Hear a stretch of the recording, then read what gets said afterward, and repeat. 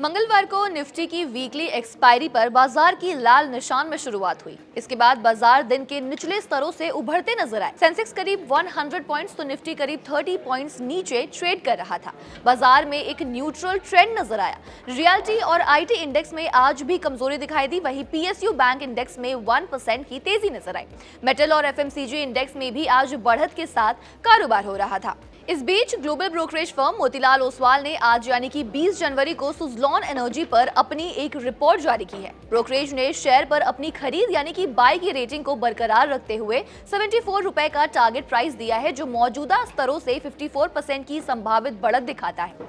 मोतीलाल ओसवाल का मानना है कि यहां से सुज़लॉन का शेयर 54% तक ऊपर की ओर उछल सकता है। पिछले कुछ दिनों से सुज़लॉन के शेयर पर काफी दबाव था। निवेशकों को डर था कि सोलर एनर्जी के आने से विंड एनर्जी की मांग कम हो जाएगी, लेकिन मोतीलाल ओसवाल की रिपोर्ट कहती है कि data centres, commercial and industrial, consumer और पीएसयू मिलकर 2030 तक 20 to 24 गीगावाट की अतिरिक्त सोलर एनर्जी मांग पैदा कर सकते हैं। ये भारत के कारोबारी साल 2030 तक तय 100 गीगावाट लक्ष्य से अतिरिक्त होगी। सुज़लॉन की सबसे बड़ी ताकत है उसका ईपीसी मॉडल यानी कि इंजीनियरिंग, प्रोक्योरमेंट और कंस्ट्रक्शन। कंपनी अपने ऑर्डर बुक के इस हिस्से को 50% तक लेकर जा रही है। मजेदार बात यह है कि इस सेक्टर में चीनी कंपनियों की भागीदारी बहुत कम है, जिसका सीधा फायदा भारतीय कंपनी सुज़लॉन को मिल रहा है। बड़े और जटिल प्रोजेक्ट्स को पूरा करने में सुज़लॉन का रिकॉर्ड काफी हद तक शानदार रहा है।